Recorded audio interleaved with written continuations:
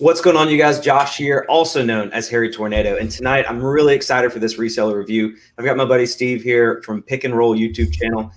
Steve, thank you so much for joining me tonight. I really appreciate it. I know we kind of worked this out, a couple months ago, and then it fell through. But I'm just happy to have you on the show finally, and just really excited to get to know you a little bit more, and for the viewers to get to know you as well. Yeah, Josh. Nope. Good. Oh, no, I was just going to say, if you haven't heard of Steve's YouTube channel, Pick and Roll, I've got a link to it in the description.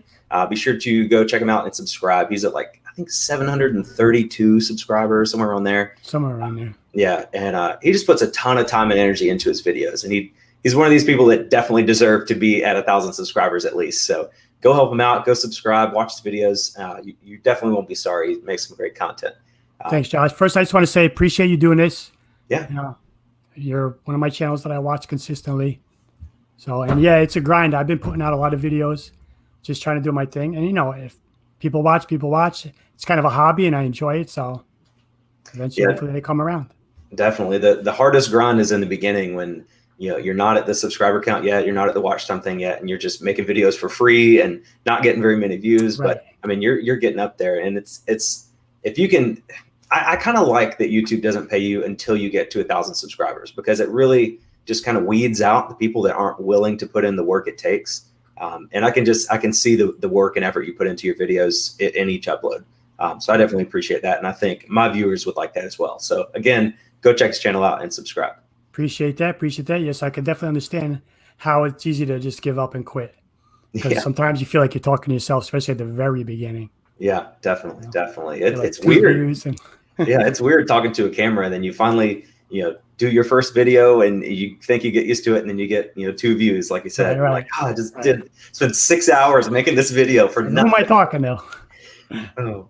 So Steve, just give a little introduction about yourself. We just had a good conversation, kind of gave me your backstory. Just say who you are, where you're from, what you do, and a little bit about your history. All right, guys, how we doing? My name is Steve. I am down in Fort Lauderdale, Florida. So I am originally from New York, moved down here about 20 years ago. And I'm a reseller. I sell on eBay, Poshmark, and Amazon. So I do all 3 platforms, which maybe is a little bit much, but it's working out for me. So, and YouTube, I've been doing YouTube since January, and just started as, not that I saw at that time, I saw a few reseller channels, but I had done a YouTube channel in the past that I don't really do anything with anymore. It kind of is on autopilot and totally something different. It was carpentry and tool reviews and things like that. So I kind of had familiarity with it and decided I wanted to try it with the reselling. And so I saw other people and I started watching, and, it's kind of I like to give back to help teach people is really the basic of it, and no by means, I always say in my videos, am I trying to brag of what I found today or what I sold today? That's why if you see on my channel, a lot of my videos there's a playlist called eBay 101 where it's back to the basics, how to join the global shipping program, how to, create this, how to, get labels, what kind of printer you should have, what kind of shipping materials. Because I think there's a lot of, if you were a brand new seller and you went on eBay and you could see people, and we all watch them, that are selling 10 things a day and they're making $500 a day, or they go to the thrift store and they come home with 10, 20 items. Now, if you're a brand new seller, you see the what, but where is the how and why of what's happening? Yeah. I don't think a lot of people are doing that, so I kind of back off a bit and give those basics. That's why I did a lot of videos like that to really help people learn. That's a great point, because somebody commented on one of my videos today, and they basically complained. They're like, you're telling everybody your secrets. Everybody now, people don't need to buy from your eBay store because they can just go to a thrift store and buy it for $5. Why they have to buy it from you? I'm like, do you have any idea how many people I've tried to get into reselling, and they go to one thrift store and stay 15 minutes and say, how in the world do you do this? Yeah, lost. They just, it's not as easy as it looks on videos. Right. So that's why I'm not worried about competition, or, I think YouTube in general and resellers on YouTube have maybe, I mean, I'm a reseller because of Rally Roots. Like I didn't even know reselling was a thing. But I'm not their competition. You know, you guys are in Florida, I'm in South Carolina, and you know, so I enjoy it, and I don't think there's any competition to be made just because it's not as easy as we make it seem. You the know? market is just too big. Yeah. There's too many buyers on eBay, and you know, a majority of the sellers are going to come and go. Exactly. Because just like we're making videos, it's very discouraging at the beginning.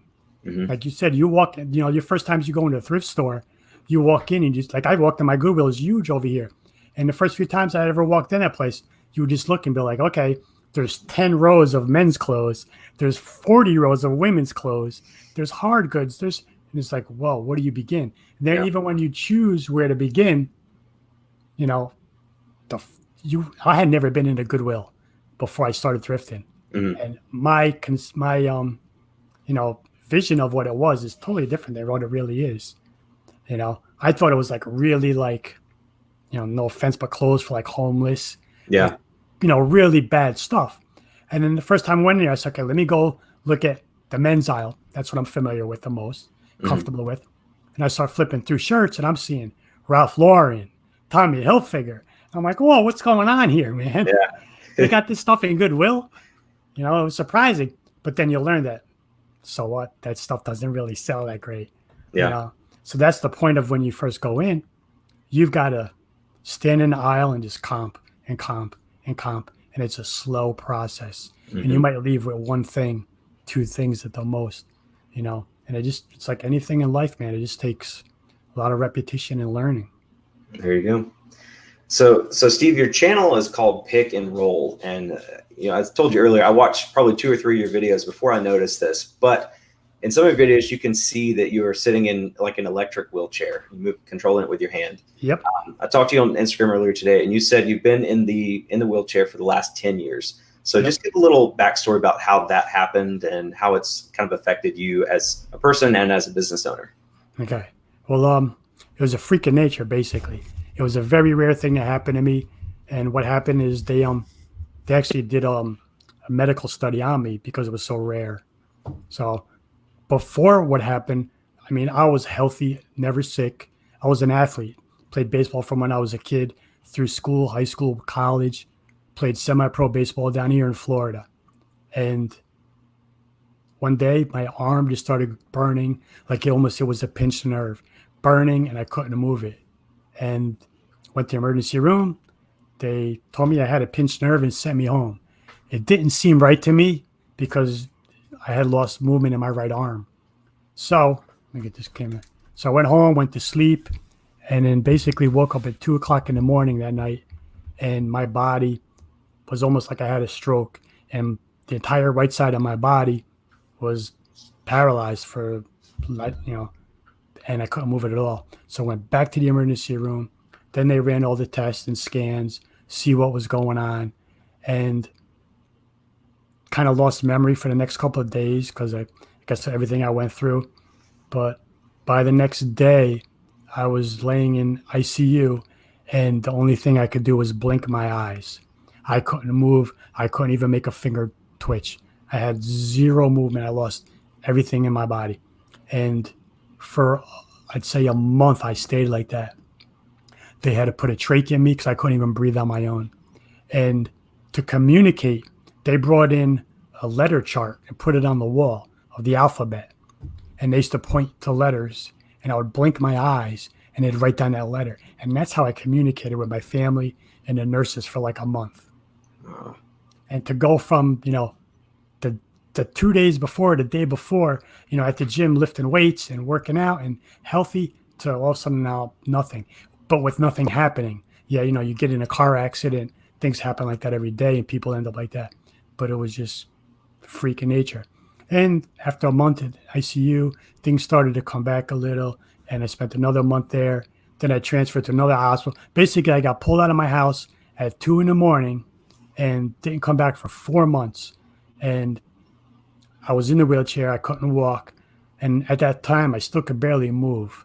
Like, I used to have to wear a seatbelt on the wheelchair because if I leaned over, I would fall. You know, I had no control of my body. barely move. And did like 2 years of rehab and started strengthening up. Then I went to an intensive rehab. I went to one up in Detroit for 3 months. Then I went to one up in West Palm every day that wasn't run by therapists. It was run by physical trainers.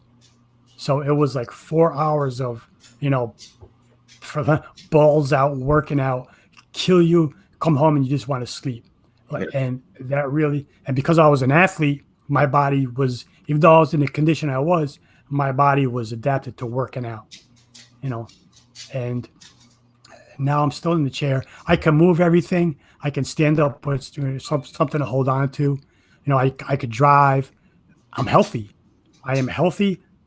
And the thing is that people look at you and because you're in a wheelchair, the misconception is, oh, something's wrong, blah, blah, blah. But bottom line is you can walk by 20 people when you go outside your door now, go to the store. And I guarantee you those people are probably worse off than me. This one got diabetes. You got high blood pressure. You got, whatever be the case, I am healthy. It's just that I'm sitting in a chair. Yeah. So, I'm like I guess a type A personality. I'm aggressive, and I'm a timid, and I'm not going to let that. I never let that stop me. At the beginning, of course, because it was a changed person. So I had to learn, like I said, I was an athlete. So to go from that to someone in a chair, you're no longer yourself. Yeah. So I had to learn, they say like the new normal, they call it, learn to be your new normal. So that took probably a good year of going through a lot of, I'm not going to say depression, but, kind of, but not where clinical, I needed help or nothing. So just learning to be the new me. And it's been 10 years, but, like I said, there isn't very much that I can't do. So that's awesome. So how long have you been reselling? Well, about 6 years, okay. I would say. I was doing it. If you want me to get into all that right now, I sent you the questions, but we're just having a good conversation here. Yeah. What I did is before I started, I was reselling for since 6 years ago, but I wasn't doing thrift store and yard sale stuff. I had never stepped foot in one. What I was doing, and there was a video I put out about 2 months ago where I got a huge haul of clothing for free. Okay. And I have connected now. Once in a while, we still get it. But back then I was getting probably like 10 to 15 garbage bags filled with clothing, probably every 1 to 2 months. And I'm talking high end, there was some Burberry, but then there would be like Vineyard Vines, Patagonia, Eileen Fisher, Abercrombie Fitch, like really good reselling brands of clothing, all either still new with tags or barely worn. I was getting sneakers, Jordans and KDs and, LeBrons that were wore once or twice that I was getting for free, and they were selling for $300-400 a pair. Wow. So I was getting enough stuff by just doing that. And it wasn't, I still had my, my job at the time. And so it was like a casual, but, it was enough stuff that kept me busy. Right. It was just side money.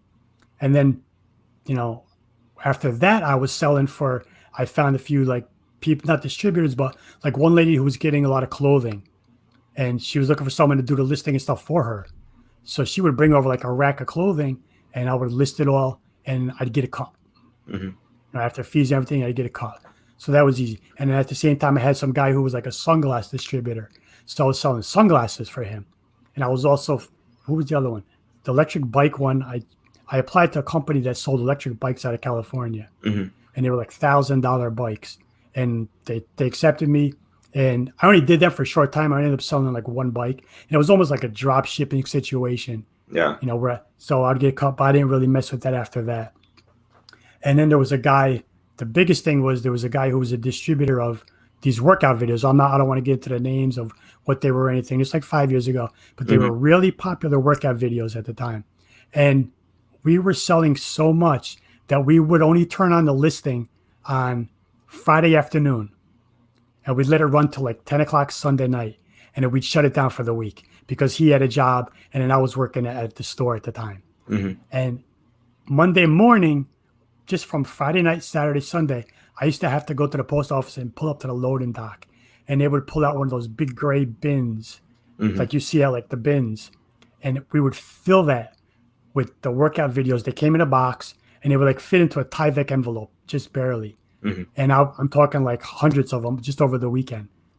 And he would bring over a pallet of them on like Friday or Thursday, and we just turn on the listing and crank them out. And we would do a split because he was getting them. He was, the videos, and they were selling it for like $80 to $100 each at the time. So I would get like $30 to $40 per video. And I was literally making like $1,000 on the weekend just from those. It was insane. I couldn't believe what was going on. But that lasted for like 2 months. And then he kind of just faded away. He moved or something. So then at that point is when I really, now this would be like maybe, say 3 years ago. Then I kind of like slowed down where I was just doing the free clothes that I was getting once in a while. And then I was working at a furniture store nearby that is a mid-century modern furniture. Yeah. And at one point I was the whole only guy in the store on the floor. Like I did all the internet listings. People would come in, I would help them. I mean, yeah, I'm in the wheelchair, but I was dragging around. You would freak out. People were like, "What are you doing?" I'd be dragging furniture around in front of the wheelchair. Yeah. And, so I did all that for them. And then I was doing shipping for the furniture. We'd have to, ship pianos and furniture across country. So I learned about a lot of shipping, big stuff through that. And then that stopped. And that's when I said, let me start going to the thrift stores and everything. And for the past, I'd say, I've been doing the thrift store way probably about 2 years now. So you're full-time reselling now, right? Yeah, I left. I don't work at this store anymore. Okay. So I basically just do the thrifting. Okay. So you said you sell on eBay, Amazon. I was aware of eBay and Amazon. I was not aware of Poshmark. How much business do you do on Poshmark?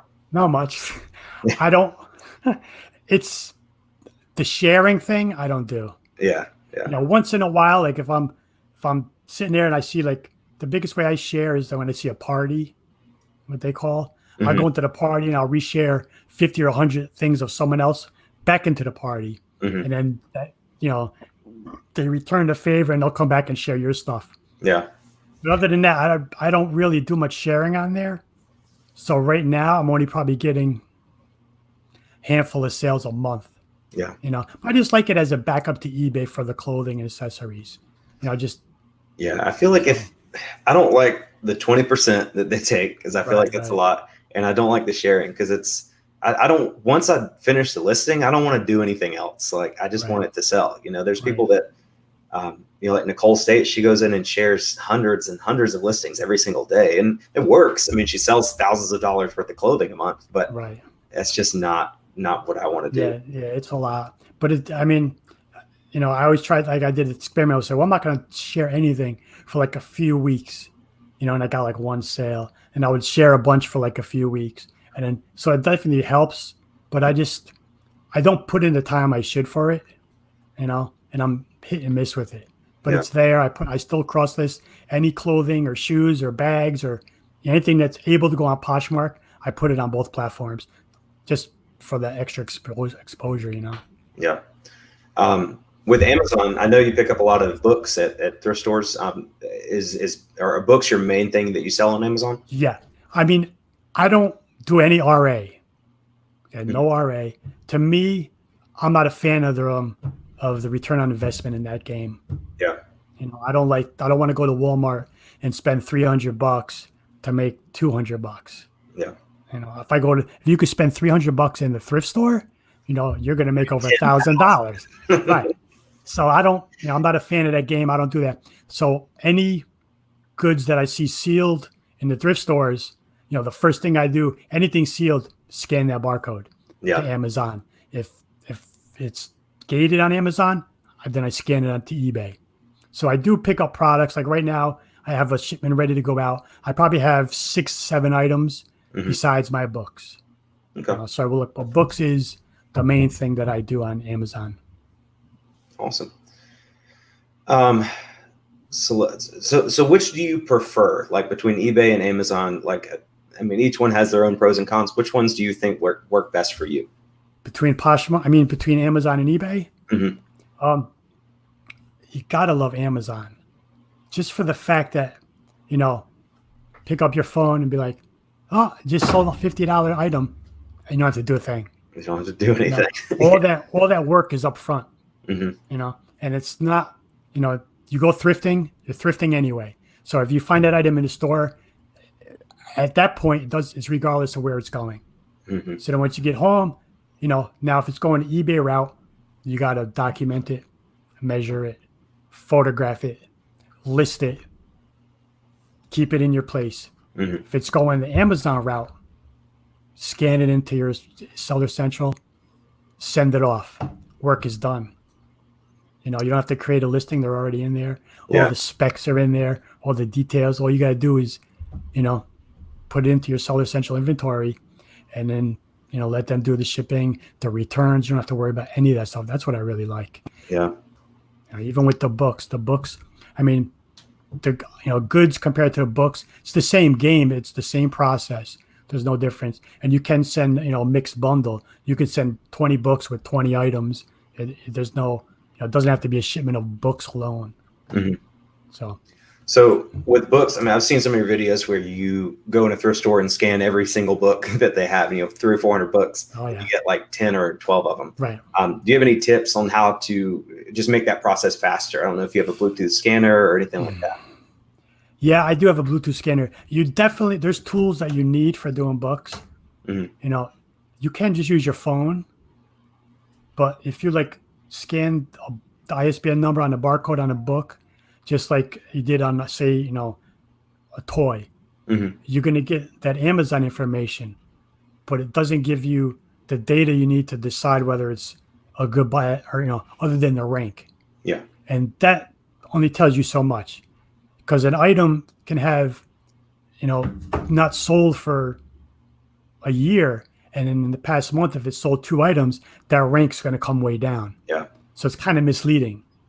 And I use an app called Scout IQ, mm-hmm. which is a paid subscription. It's like $44 a month, I think. Mm-hmm. And that gives you the data. You put in your buy cost. I usually just set it at $1, because where I go, books are either 50 cents, $1, $2. Mm-hmm. And then the offset math you could just do on your own, And it calculates what your buy cost is. It gives you something called an E-score, which says out of the last 180 days, how many days that book has sold. So if it shows 1, then it's only sold 1 day. Now it could have sold 10 times that 1 day. Mm-hmm. But that's not, you want to see the highest score you could get is a 151 plus. And that means that book's selling basically every day. Yeah. So that's a home run. And then it gives you either a green accept or a red reject based on what it's selling for, the rank, the E-score, and what the profit. It calculates the fees and everything. Wow. So basically it does the work for you. Your work is just scanning. So I go in, this is what I use right here, the Opticon 2006 scanner. Okay. And I'll just crank out, I could go in the store. The most I've ever done in one store, I think, is like 1,100 books. Yeah, it sounds crazy, right? Wow, yeah. And that took me like 4 hours. Mm-hmm.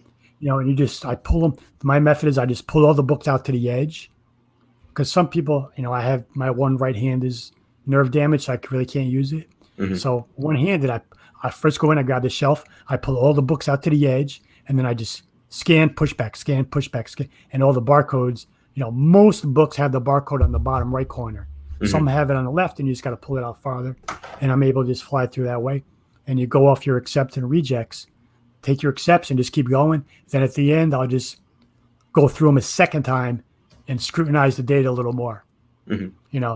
Is it really worth, okay, this book cost me $1. It's saying accept.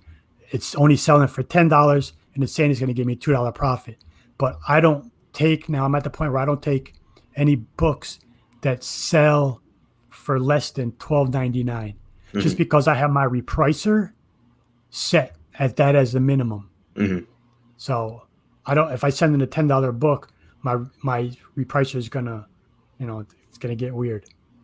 So, and I also found that books that sell at $12.99 with Amazon fees, for a $12.99 book, fees are usually going to be, Now it can vary, but typically they're about in the $8 range. Mm-hmm.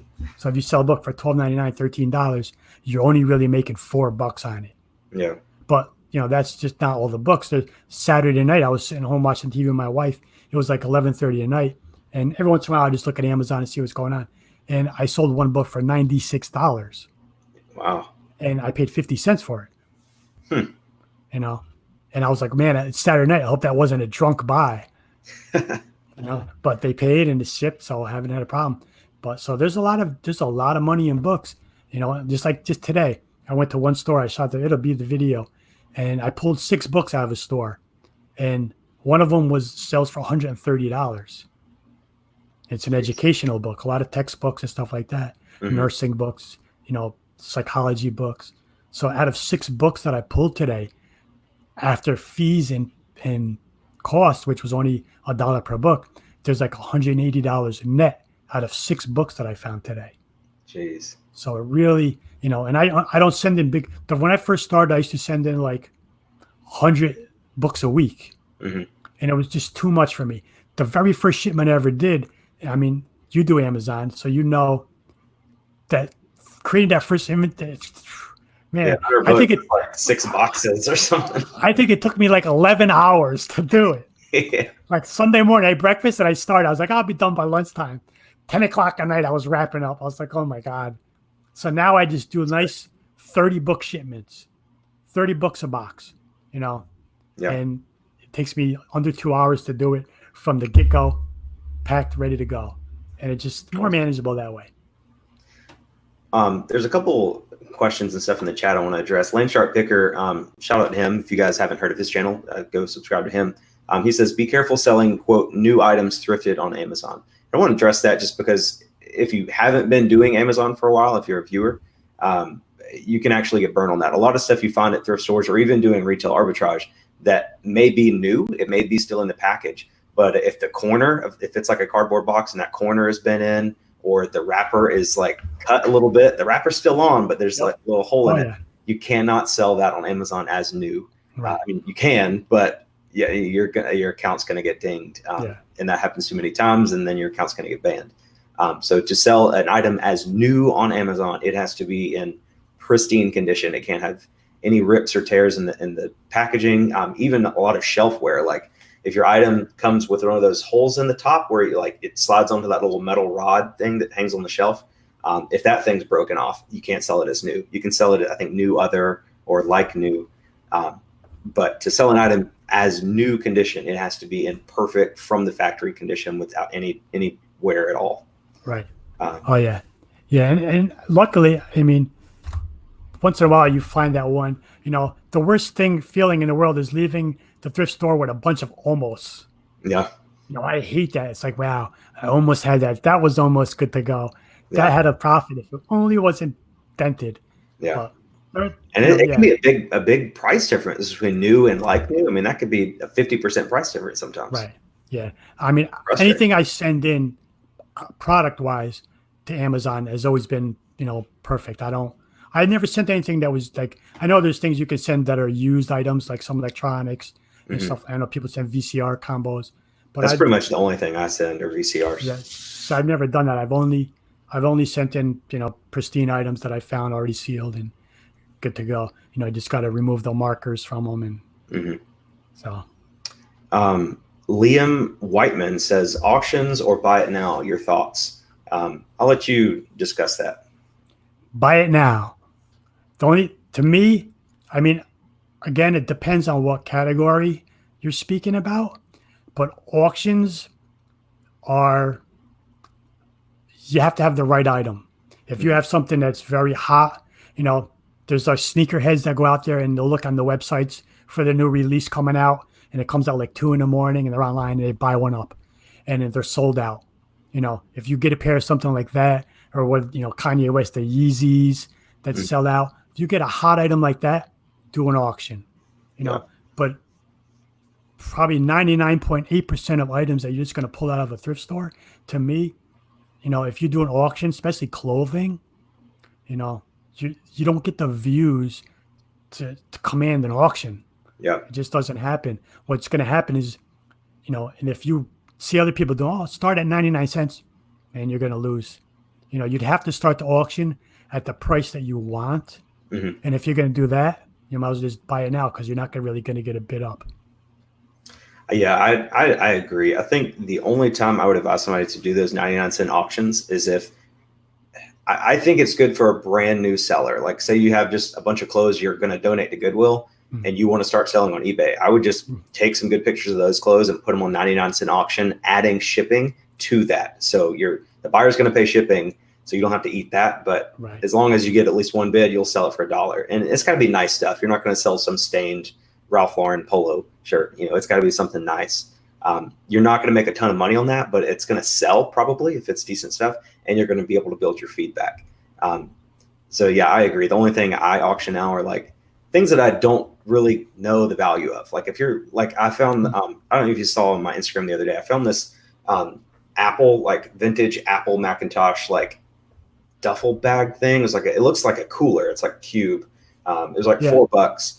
I looked it up. There are no sold comps. There's one listed in the United States for $99 plus shipping, and one listed in Australia for like $240 plus shipping. So I'm like, what am I supposed to do with that? You know? So I think I listed mine at like 150, but if that had some sold comps in the last couple months, I would have auctioned that. But just with weird stuff like that, like if you find a hot item and it's selling for, one sold for 100, one sold for 60, one sold for 150, one sold for 80, like I'd probably auction that just to make sure you get the highest amount. See, for me, like I understand that. So I don't think I've done an auction in probably over a year. Mm-hmm. For something like that, when I don't know where the price sold over, I just kind of go towards the high end and throw in the best offer on it. Yeah. You know, let it, you know, I guess it's kind of going to work out the same maybe, you know? Yeah. And I do that a lot too. And it's easier to do that because a lot of people say they find your item in an auction and they really want it, and the auction has 6 days left.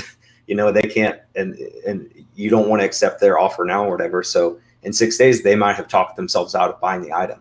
So if you list your item as buy it now, somebody finds it, they can go ahead and buy it, pay for it, and get it over with. And that's another thing. If you're going to do auctions, make sure you time them out correctly. I think the best time to do auctions are Sunday nights around 8 p.m. I use my time zone, but starting Sunday at 8 p.m., ending Sunday at 8 p.m. Sunday nights are just generally when most people are online and looking for stuff. And if they find your item Sunday night when they're randomly browsing and they see the auction's ending in 30 minutes, they're more likely to stick around and potentially buy it. Right. Absolutely. Yep.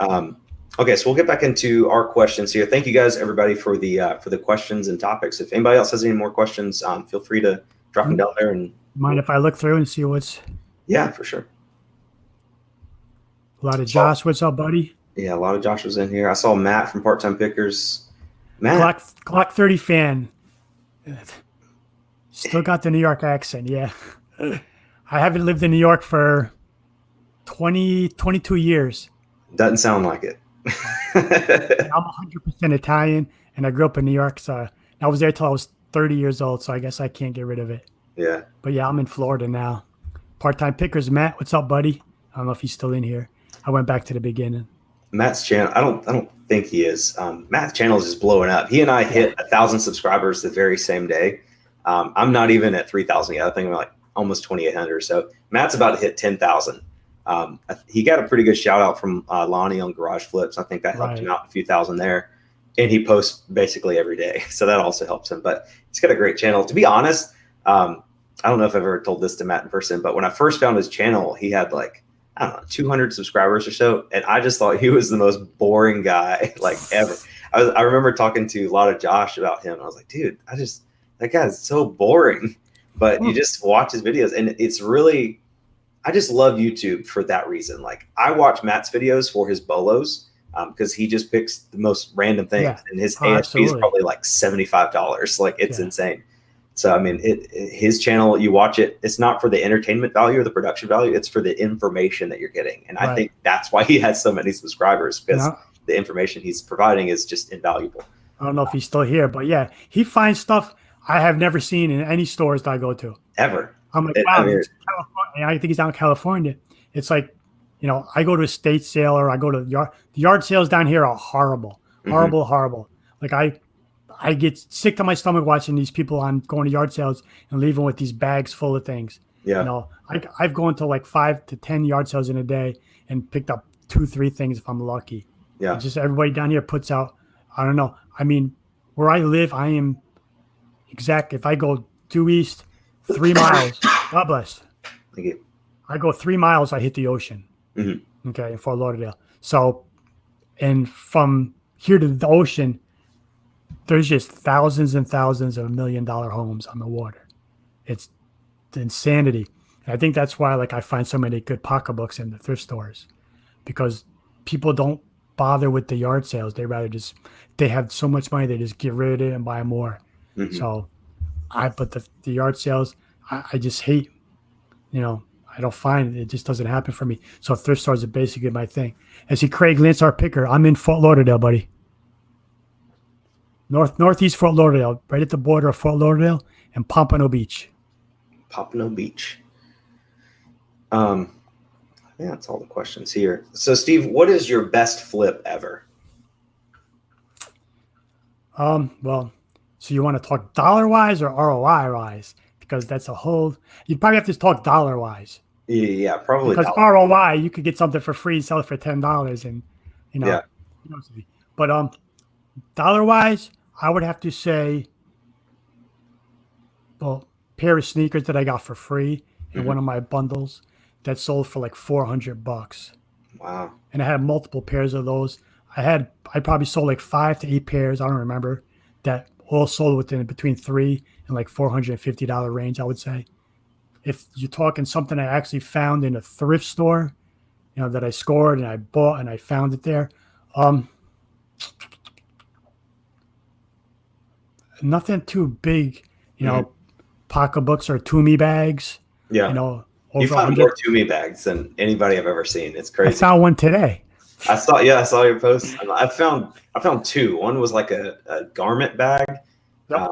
And I think I sold that for like $25 or so. Like, it was just really dirty. And one of the straps was missing. And then the other one I found was missing the, it looked like it had been cut on the strap. So I took it to a tailor to see if they could fix it. And she was like, she barely spoke English. She's like, no, my sewing machine, only flat. Right. So she told me to take it to a shoe repair person. So I got to find one of those. Yeah. But I found in Goodwill, I found a pair of shoes. They were like low top winter boots, but the outside, I don't know if it was like horsehair or, you know, it was like literally like felt like hair. And I can't think of the brand off right now. And they were $5 because there was no price on them. So I brought them up. I said, I'll take these for $5. She was like, all right. And I sold those for $100. You know, and that was random. I've had a few purses up in that range, a few bags in that range, but nothing really that was, you know, in the hundreds of dollars from the thrift stores around here. Yeah. You know? I can't say I have either. I picked up some makeup last week at the bins. It was like two sticks of this like foundation you rub on your face. Right. I probably paid 50 cents for it and looked it up, and like sold comps on one of them was like $50 to $75. So I listed both of them for $120 and I accepted a best offer like 3 hours later for $100. So wow, nice. That was a pretty good, 50 cents into 100. But all my top flips have been about in that range. I have this one lady that goes to my church that she's not a stay-at-home mom. She works like part-time. So she's a stay-at-home mom, but her kids are kind of grown.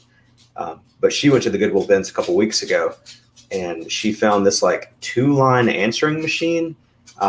It was like new in the box and she sold it Amazon FBA for like $350. I'm like $2 into $350. That's wow. Pretty good for a Ben's That is. I mean, I've had books sell like the one I just told you earlier. You know, I sold the book Saturday night. I paid 50 cents for it and it sold for $96. You know, and I've sold a few books over $100 that I've paid $1 for. Yeah. So those are probably, you know. I guess I'm just not patient enough for books. Like I'll go and like scan 20 and find nothing. I'm like, this is just a waste of time. you gotta dig in and just scan them all. Like now, certain stores I'll scan everything, but like even today, I was like spot scanning because now you kind of know what sections, what topics. You know, it's all nonfiction. Yeah. And I'll even look at just titles, and you know certain like topics within nonfiction or what to look for. Sorry, my dog is eating something. I don't know what it is. Okay. I think he's okay. I don't remember who, I don't remember if it was Reezy Resells or somebody, but I was watching a video about scanning books, and he just gave this tip that was phenomenal. He has this pen that's like one of those spy pens where like you can write on something and it doesn't show up, but if you shine like a light on it, it'll show up. Yep. So he'll go to a thrift store and scan books. And after he scans a book, he'll mark them. And then he'll go back the next day and like shine his light to see which ones he had already scanned. And then he'll go as far as like reorganizing them. Like once he scans them, he'll take them off the shelf and start them new on like a shelf over here, like fill everything out and leave a big spot. So when he goes the next day, he knows that the new books they put out, they're going to put in that blank spot because that's just the easiest spot to put them. Yeah. I'm like, man, the whole spy pen thing like that. Yeah, it's somebody commented earlier about who was it? Okay, there's a lot of chats. Somebody said something about Matt, part-time picker, being like James Bond in the thrift store. I don't even know where it went. Anyway, they said something about Matt from Part-Time Pickers being like James Bond, and I could just see him in there with his little spy pen and flashlight. Like, he's definitely got that look about him. Yeah, I've heard of that technique. I don't do that. I kind of like have this weird memory. Like even today, I was looking through the shelves. And I was like, I've seen all these. I see all of these because I go there probably twice a week looking. Because the lady goes there like 3-4 times a week and is bringing out books. Yeah. And all the books, I probably sell right now on Amazon. I'd say I'm at about almost 100 books a month I sell. Mm-hmm. And I send in. My inventory right now is almost 500 active. And I source only basically 2 stores. Mm-hmm. So I found 2 spots that are with like 2-3 miles away, and all the books are $1, and they feed me enough. I don't have to go. There's other stores around that, Goodwill is no more for books. I speak to the lady who does the books there. Yeah. And she's told me all the little, behind the door secrets that they scan the books when they, because when I first started, I would find some there. And then for like months and months now, I never find a single book. And I'm looking at these topics. I'm like, oh, this has got to be a good one. Oh, this has got to be a good one. And nothing. And the lady told me that when they get, I'm like, don't you get, she's like, we scan all the books when they come in. And it tells us, just like what I have, Scott IQ, it tells us either to accept or reject. And if it's an accept, they put them on the side and they ship them out to wherever be the case, and they sell them on Amazon. That sucks. I'm like, man, that's bullshit. So they do that, and she told me a lot, so I don't even bother with that, but they're doing a lot of that.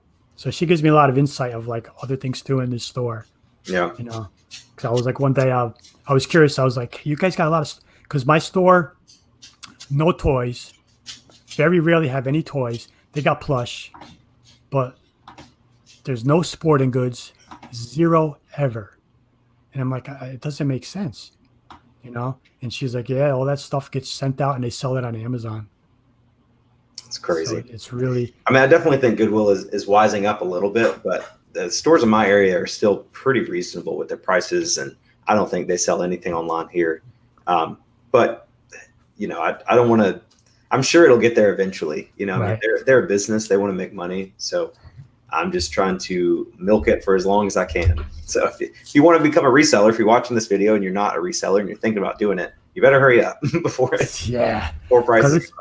Yeah, and plus I see when I go to the Goodwill, like the one that's like 2 to 3 miles from my house, and any day I go out thrifting, that's the first stop I'll do because it's it's not out of the way. Yeah. So I'll do it maybe at least 3 days a week there, and I go right at like 9:30, quarter to 10. They open at 9, and I see there's probably 4-5 people, and I see the same ones there every time, But they're not competition because I watch, and I know where they go and what they do. One lady goes right to the shirts and she looks at all T-shirts. There's another girl that walks around. She goes to the women's clothes or the glassware. There's another lady who I see every time I go to a yard sale or a thrift store. I probably see her 5, 6, 7 times in a week. She goes and looks at like lamps and, that type of stuff. Yeah. So I know where I got to go right away, and I know what they're doing. So, luckily there's no, we're not fighting over the same stuff. Yeah, I saw this guy the other day. He was digging through there. My Goodwill moved the hats. Like usually they put the hats on top of the clothing shelves. And then now I found out they're putting them in this big bin in the front. And I saw them. And as I was walking up, this reseller, I could tell he was a reseller by the way he was dressed. Like he was just really fashionable, like vintage t-shirt, vintage like Nike hat. I knew he knew what he was looking for. Right. And he looked through like, 4 or 5 hats and then walked away. I'm like, dude, there's like a whole bin of hats here. You're just going to look at the top 4. So I went and dug. I found this really nice Chicago Bears like vintage starter hat. It's got a big embroidery on the front and the back. I think I've got that listed for like $30 right now. I paid 50 cents for it. Nice. And, I just, even though there's resellers out there that are competition, you just got to be willing to dig and look harder than they are, because they probably have a full-time job. They're like with me, I used to only spend 15 minutes in the thrift store on my lunch break, and I just couldn't look at everything, So even though I might have been somebody else's competition, I was limited in my time. If you're a full-time reseller, like I am now temporarily, I can be in there as long as I want. So again, like I said earlier, I'm not really worried about competition. It may be a more serious issue in larger cities. But as far as me and, you're full-time. I don't think you find more Tumi bags than anybody. So I don't think anybody's. I get lucky with that. But that's like one of the questions you had sent me about what section do I go to first? Yeah. And that's kind of like with the competition, they kind of, depending what they kind of drive you in a certain direction sometimes. Yeah. You got to know each store. I know this store is good for one thing. I know this store is bad for the other, and that's going to kind of, there's no set in stone. I'm going to this first or I'm going there first, but I do definitely go to the bags first in both of my, every store, but there's 2 in particular, the Goodwill and another one where I find all the Tumis. And that's where I go. Cause I always think about, when you're walking in that door, that thrift store, pretend someone's walking in right next to you and they're looking for the same stuff. Yeah. If you have that mentality, now you don't have to be, an idiot and be aggressive, but go, don't walk in and be like, all right, what am I going to get today? Oh, let's go look at t-shirts. And, the men's clothes would be the last spot I ever go to. Yeah. Because you got thousands of pieces on a rack that, are much easier to miss or not be looked at compared to that one hard good or that one bag or, that one pair of good shoes that are put out today. Yeah. So you gotta go there first. So I said in the beginning, I don't want our conversation to be all about like your chair, but I do want to know like what are some maybe advantages and disadvantages of trying to be a full-time reseller, but at the same time being bound to a wheelchair. Advantages, none. No. I don't know why I was surprised by the answer. To me, like I told you, I don't think of it as I'm sitting in a wheelchair. Yeah. To me, I'm just normal, and I am normal. I'm nothing. Yeah, like I said, I'm healthy. I'm just sitting down. Those wheels are my legs. Mm-hmm. That doesn't mean much to me. Doesn't change much. I don't need help doing it. So advantages of reselling, I don't see any. No one's gonna be like, oh, here, you have this instead of me. No. Give me half off this Tumi bag. It just doesn't happen. Disadvantages, there's not really much either, except for when I'm scanning books and I can't scan that upper shelf. Yeah. Because let me tell you something, like I'm 5'11", and even if I was standing, there's one store that I go to where I get a lot of books, you still would have to reach up for that top shelf. Mm-hmm. And there's times when I scan it and I just sit there and I look across at the titles and I'm like, oh man, I know there's money up there. Yeah. But I'm like, well, what am I going to do? Oh, well. You should ask the employees like, excuse me, can you get all of the books on the top shelf down on the floor? Don't laugh, because I did that once. There was a smaller thrift store. It was like a sister store of the one I always go to. Mm-hmm. And they have a small book section, and they had one shelf, and the topics it was like psychology and this and that. And I was like, oh, there's got to be something there. And I was like, screw it, I'm going to ask. I called the guy over. I said, do me a favor, bro. There was only like 20 books. I was like, can you take all those down for me so I could go through them? And he was like, yeah, sure. And there wasn't anything. Yeah. So you But can I ask don't. it. If they say no, just be like, I'm in a wheelchair. Yeah, yeah. like play that card. But that's the thing. They wouldn't say no, Yeah, exactly. unless you're Yeah. a real That's idiot. an But advantage right there, you all know? right, there you go. That's the advantage. Yeah. But I don't look for that. Yeah. Yeah. I don't look for that card or the sympathy or to help me. I do my thing. I don't ask for help. I don't like when people offer help unless I really, asked for it. Yeah. Yeah. So, I but feel like that's like a weird thing because like I guess it's just us as humans have that wire. Like if you see somebody in a situation, you said like people try to open the doors for you all the time, right, and you're like, I can open a door. I don't need your help. right, But it's just like people are just I don't know. They just like I'm the same way. Like I feel like I would want to help the situation. right, But I right. hear what you're saying though. You mean you're just a normal guy. You're just sitting down. Yeah. I mean, I understand that, but on the receiving end of it, It can be frustrating. sometimes it's like, no, man, I'm capable, Yeah. because then you feel, I mean, you could get deep into the psychology of it where it's like, oh, they think I'm incapable of doing, if you only knew the things I could do, Yeah. like yesterday I was, because if I drop something on the floor, I bend over and pick it up. And I was the bottom shelf of books. I was basically like almost had my chest on my knees. Mm-hmm. And I was looking at the bottom shelf, and the guy's like, "Okay, you need help? You need help with something?" And I just looked up. I was like, "What?" No, but not really. But I was like, "No, I'm fine. I'm fine." Like but on their end, I understand. Yeah. But I don't. Like I said, I'm just me, man. I can tell. I mean, you're very. I mean, you said you were a semi-pro baseball player before Right. the accident or before the the diagnosis, whatever. Yep. And I can still see that attitude and the competitiveness coming through in your videos. So I can definitely appreciate that your outlook on life hasn't changed given your situation. Yeah. At the beginning it was tough, but what are you going to do? You got options. You can sit around and sulk, or you could go out there and do it. So there's no excuses. Exactly. If I can do it, if I could do what I do with the one good hand and in the chair, Mm-hmm. come on. That's awesome. Awesome. Yeah, I remember I watched this YouTube video. This guy, he was in a chair as well, and he built this like pizza oven in his backyard, like a brick masonry pizza oven. Built it all by himself. Like he had this like pulley system that he was like pulling himself out of his chair, laying all the bricks because pizza oven was like an igloo almost, like a brick igloo. Right. I mean, he was carrying the bricks from his truck, like loading them on there, laying down the whatever cement or whatever it was, like built this whole pizza oven in his backyard. Yeah. And that's just something as a person who doesn't have any sort of physical disability, like I think most people, it's just something we need to realize that people are still people and they're capable. I mean, you've been in a chair for 10 years. You could probably do more than I can. Like I'm the least flexible person you could ever imagine. Like my mother-in-law thinks it's so, she'll like tell me, she's like, Josh, try to touch your toes. And I'll do it just because it makes her laugh. Because I can some mornings I wake up and I can't even touch my knees. Like I think I have like just a stiff back or something. But it's old is no fun. Don't say that, man. I'm only 28. Oh gosh, but I feel old sometimes. Wow, dude. But yeah, dude, that's awesome. I love your channel. I don't catch all of your videos. There's just so many resellers, Yeah, I know.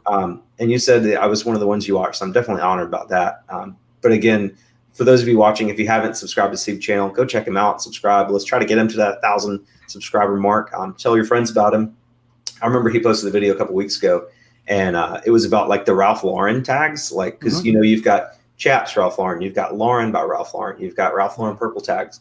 I knew that there were different ones, but I didn't know which ones were which ones were best. Right. I knew the purple tag was the best, but in your video you went through like 5 or 6 tags and showed this is the best one, this is the next one, all the way down to like Chaps, and that was awesome. And I remember that now. I'm like, now I see Lauren by Ralph Lauren. I'm like, oh, that's garbage. Get out of here. Right. Yeah, that's one of the things with my videos. Sometimes I forget to do that, but I like to put like the learning into it.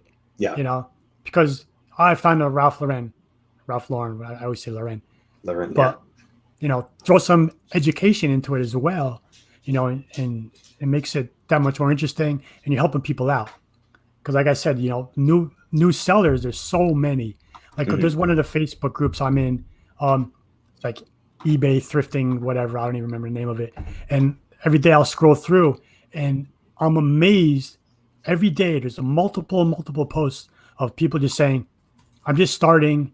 Today's my first day. I'm going to the thrift store finally. I just made my first sale. And it's amazing how many new sellers are out there. So, like I said earlier, how, if they just watch videos of, basically us experienced sellers going thrifting or doing a what sold video and cranking out this sold, this sold, this sold, this sold. Mm-hmm. Why did you buy it?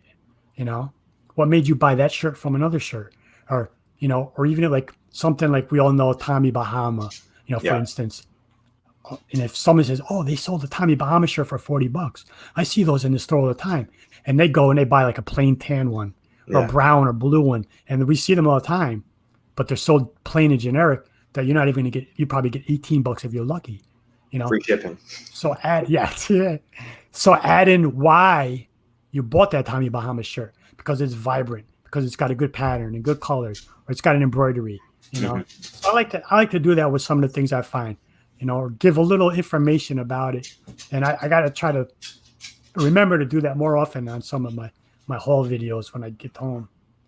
But I like to help, I want to, help people learn. That's how I learned YouTube. It's 5 years ago, I thought YouTube was like a place where people were making like prank videos and stuff. Yeah. Still is. Never really, but everything I know about reselling and video editing and YouTube, everything I've learned about, like everything. Like I went to college, but I didn't get my bachelor's. But I've learned more on YouTube than I did in college for sure. You got a bachelor's from YouTube with a master's from Google. That's right. You know what I mean? You can. That's how I learned to do books. I saw, maybe Reezy or somebody, and I was like, all right, I can do that. I see a lot of books in the store, and I spent probably a month straight every day before I even tried to buy a scanner, before I tried to go buy any books. I watched videos of, a few big booksellers. I went on Amazon Seller Central. They have that Seller University. And I read all their articles and watched their video. And I literally put in a month straight every day of just watching videos of how to sell books on Amazon before I even did it. And then when I started, it was still like, whoa, overwhelming and confusing. And it took months to, and I've only been doing books since basically when I started YouTube, which is like January. Mm-hmm. So it's only been 9 months, but I've already sent in like probably, I don't know, at least a couple of shipments every month. Yeah. So I probably did like over 30, 40 shipments already. And it's crazy. YouTube is amazing. You can learn anything, just how do you do this? YouTube, YouTube it. It's like Google it, except if you want a more in-depth video, just YouTube it. You can watch it instead of reading it. Yeah. YouTube is the second largest search engine in the world next to Google. It's crazy. And Bing is like 18. Nobody's saying. A&M Hunter says, watch Harmless Farmer Andy on YouTube. I saw he got the YouTube's creator on the rise a few months ago. He's this farmer in like, I don't know, the Midwest somewhere. But when he was like 7 or 8, he lost both of his arms, like up to here. It was like a grain, like an auger, but like lifting grain or something. And he just shoved his hands in there and it cut him both off. But now he's a farmer. He like drives his tractor and has his GoPro, like holding his GoPro with his toe and like vlogging his day. Really, really great channel. So A&M Hunter, thank you for mentioning that. I would definitely recommend you guys check out that. I'll have to check that out. Steve, we're getting close to an hour here, so I'll finish with this question. What are your goals with reselling and YouTube? Where do you see yourself in 5 years and 10 years? Just probably staying the way I am. I'm not looking. Thing with me, like I know a lot of people get that, I need to have 1,000 listings, and I'm not. I maintain at 250 listings. I have a basic subscription, and I stay right in that 250.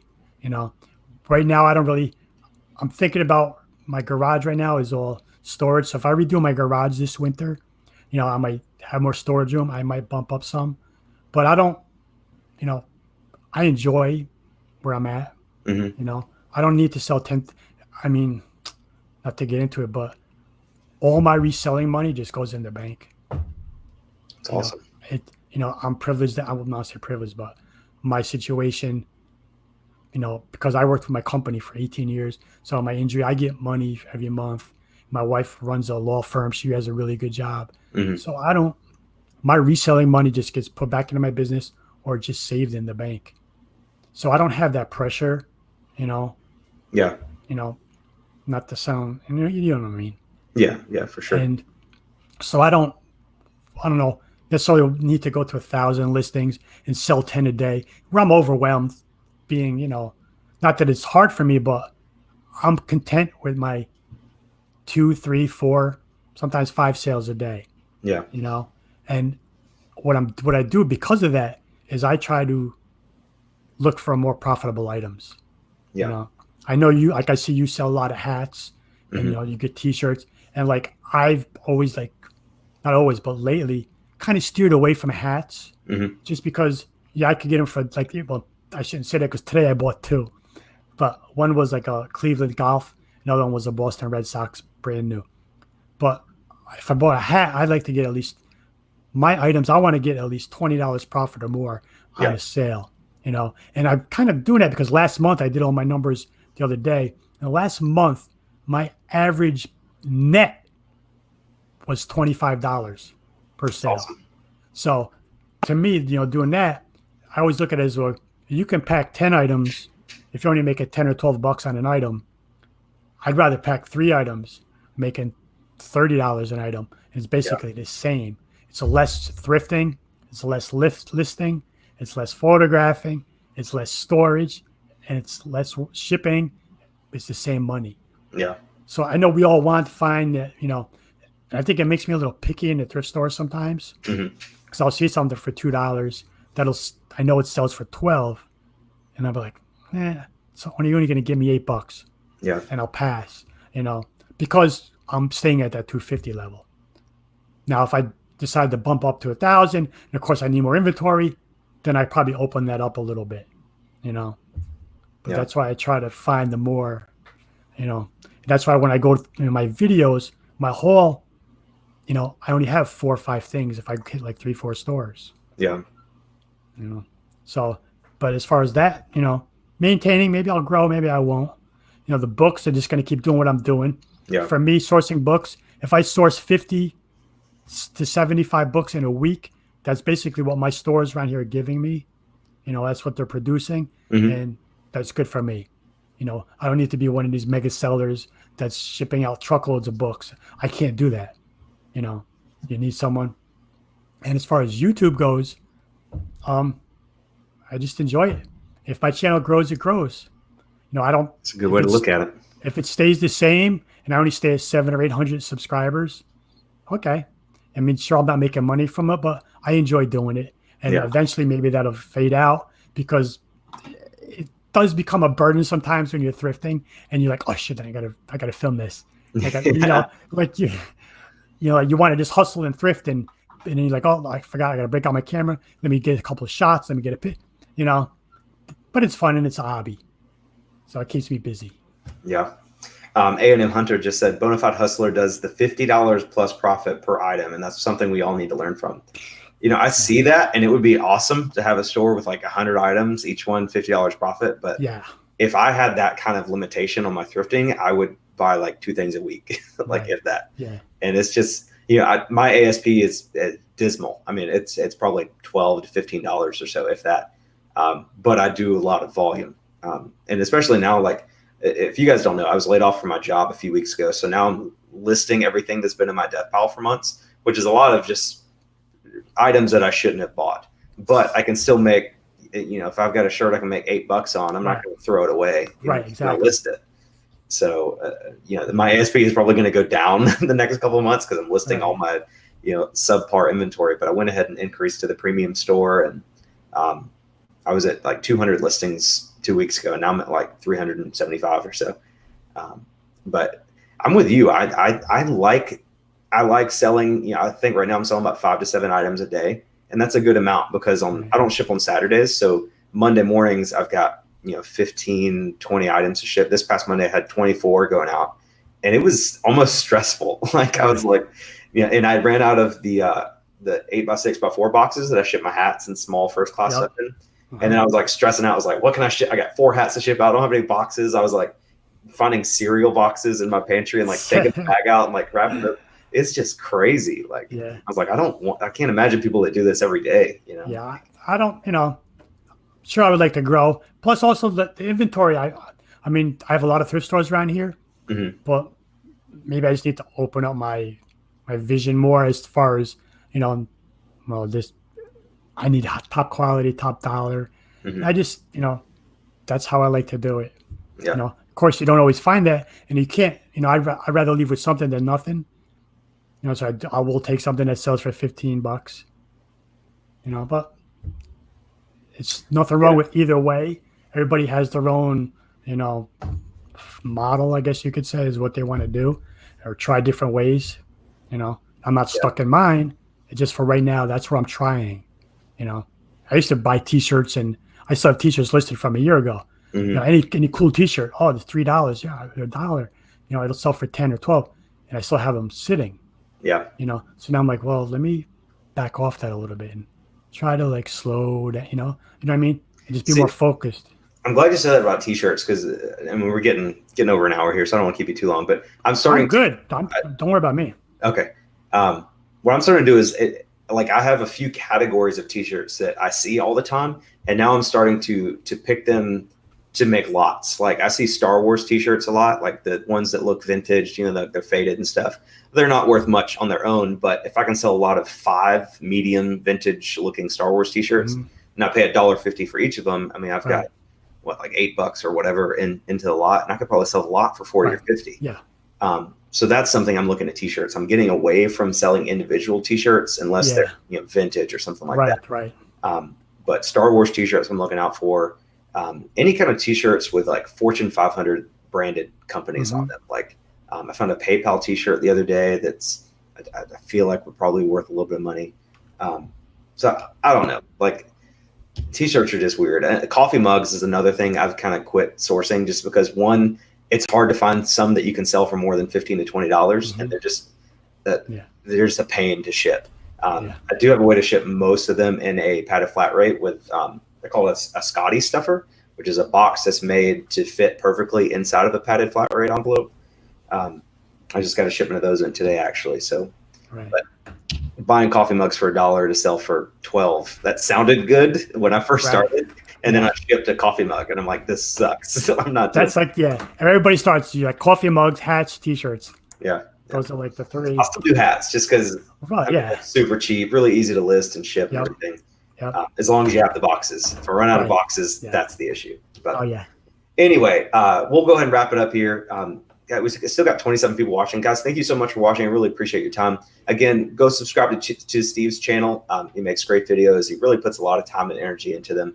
And I really want to help get him to that 1,000 subscriber mark so he can start making a little bit of money for the time and energy that he puts in. So be sure to do that. Steve, thank you so much for joining me tonight. I really enjoyed our conversation. I said on Instagram, I was like, it's going to be nice to have like a smaller YouTube channel on Reseller Review. And you're like, hey, who you calling a small YouTube channel? I was just joking, man. No, it's just I didn't like. I mean, the channel started with a lot of Josh, and he's kind of the bigger channel now. And then Becky Park's channel blew up, and then Rally Roots, they just hit 100,000, and then Ashley Hustle at Home Mom. And I kind of like doing smaller channels like you. One, it helps you out a little bit. Maybe we can get you to that 1,000 subscriber mark. And you just got a really good story and a good hustle. Thanks. And I just think people will really enjoy this. So if I can say one thing about that real quick. Yeah, go for it. The smaller channels out there, I don't want people to have that image that someone's subscriber count dictates their experience in something. Exactly. Because it's not true. Because, it doesn't matter. And I saw one question, A&M Hunter. I only do like 3 listings a day, but I have stuff always on the deck. I don't keep a death pile. When I go thrifting, I come home, I automatically list. I document, photograph everything, and I store it all on my computer. And then every day I can just wake up and I have things, and I put the stuff away. So I have no death pile, but I have things in the computer and photographs in the computer, and I can just list and then go thrifting. Come home, repeat. Document, photograph, put away, no death pile, but things unlisted on a pad and in my computer. So I always have things on deck. It's awesome. Awesome. Well, guys, again, thank you guys so much for watching. I really appreciate it. Be sure to give this video a thumbs up if you like the video. And again, go check out Steve's channel if you haven't. Steve, thank you so much. And we'll go ahead and wrap it up here. All right, Josh. Thanks, everybody. I really appreciate it. Everybody out there, thanks for watching. I seen everybody's comments. I just couldn't type on here for some reason. So I really appreciate your support, buddy. And maybe we'll do it again sometime. Sounds good. Catch you on the next one. All right, guys. Thanks. Bye.